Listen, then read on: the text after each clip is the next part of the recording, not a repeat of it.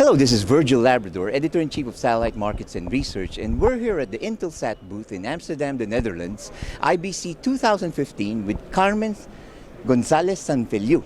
She's the Regional Vice President for Latin America of Intelsat, and we've interviewed many executives from Intelsat in this videocast, and now we're going to focus on the Latin American market, which Carmen is responsible for. So, Carmen, welcome to this videocast. Thank you. It's always nice to see you. Likewise. And could you just summarize for our audience, briefly, what's Intelsat's position right now in the Latin American market? Sure, I'd be happy to. We're very excited what's going on in the region. As you can see, it's a very busy conference. Latin America comprises about 16% of Intelsat's total revenues. We continue to be an important contributor of innovation for Latin America, for the broadcasters. One of the things that I think is very exciting is you can see a lot of momentum about the World Cup 2016. Again, it's in Brazil. Right.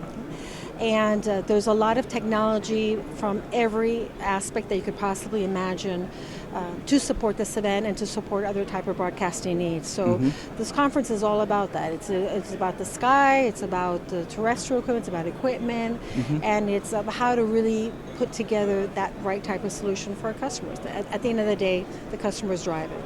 Right, right. Now, I understand you just launched a new satellite, IS-34? Yes. What impact would that have in the region? Quite a big impact, as a matter of fact. IS-34 was recently launched 20th of August, French Guiana, successful launch. The first few days of October, we expect the satellite to be operational. We will be providing two major platforms on that satellite. As a matter of fact, one of them is a direct TV platform in Brazil with our customer GVT. The other is a pan-regional coverage on IS-34 that is going to be our third large and significant video community for cable operators. We're developing an antenna program as well that's in the works with some of our tier one here broadcasters. It's absolutely critical for the region, quite frankly. This is the area that thrives on the innovation, and we want to be a partner in innovation and be able to develop the right type of technology, partnering with the equipment providers and understanding the demands of our customers. At the end of the day, content is king. Right. So the EPIC system, which is coming up, will be coming up soon as well?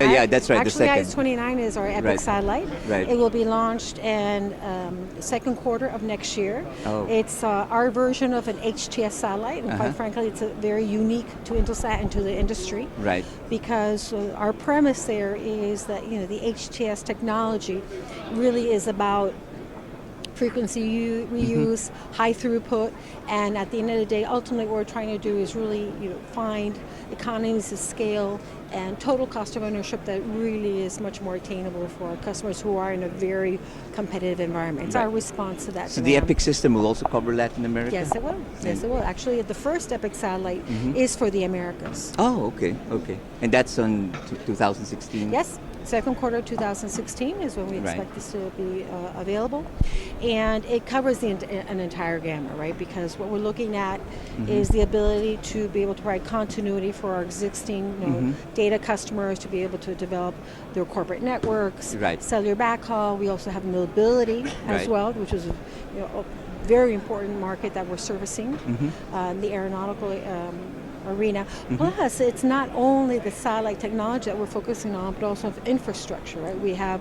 You'll see here in our booth some examples of the type of antennas, that we're helping develop in conjunction, with our partners to be able to support different type of mobility applications, be it aeronautical or be it maritime. Right, right. Now, Carmen, you've been following the market in Latin America for quite some time now. And Intelsat, you're very strong in the video market. How do you see the demand in Latin America changing, right now? Where are the opportunities there for companies such as yours? Actually, that's probably the most frequent questions I get asked lately.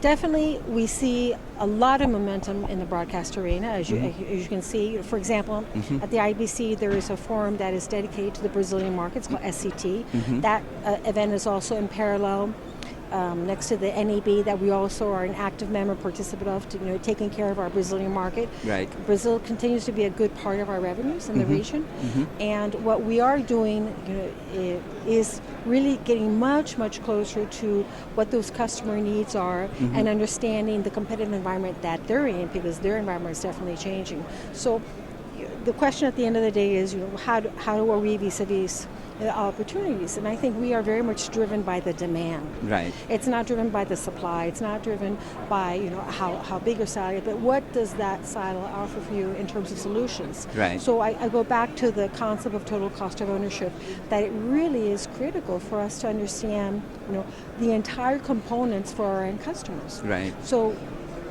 we see a lot of momentum still. That's a very pleasant surprise for all of us, considering the environment that we're in. So, Right. Quite frankly, our ability to be able to support those type of applications from a network side, from a broadcasting side, is a fundamental part of our success and a fundamental part of our mission within the region. Right.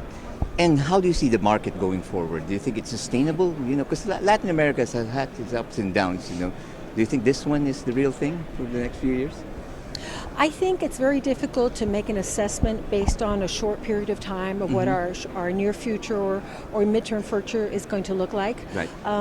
After having been in the region for such a long time, there's always an appearance of different types of technologies. But if you take the example of cellular backhaul, who had any idea 10 years ago there was going to be such a major boom for every component, every segment in that chain of value to be provided? We had no idea.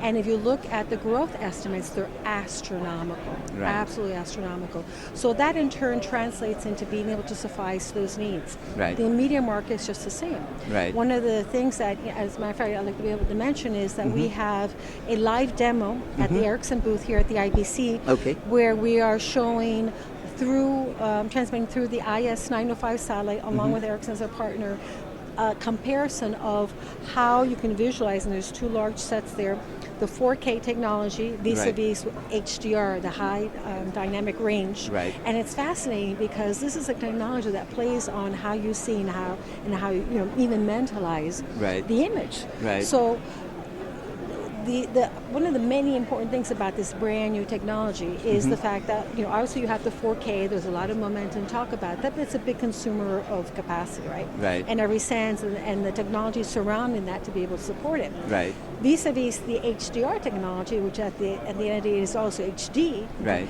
It plays on your eyes because the whites are whiter. Right. The blacks are blacker. And then the gray tones between that are even more defined. Right. So once you go over there and you're going to see the two screens, you're going to notice immediately a difference. And the first impression is a lot of light. Right, right. Light. So there's that third alternative, can be the 4K, HDR, or even a combination of those both. Right. And what's even really important is that the HDR uses less bandwidth. Right. So we are very much in tune with, how do you bring that total cost of ownership down with those technologies? Right. So you can have 4K on its own, HDR, or even a combination of that. Right. The sets are different. The technology behind the sets, the cameras, all that plays an important part, and all of that is part of those cost components. Right. So, that just goes to show how in tune we are with our customer needs. Right. Back to your question about what's going on in the region. Right. So we're helping bring in these technologies to solve solutions of today, still looking at the future, and keeping Intelsat as an innovative partner. Great, Carmen, that's a very good overview. Finalmente, casi 15% de nuestros televidentes son hispanoparlantes.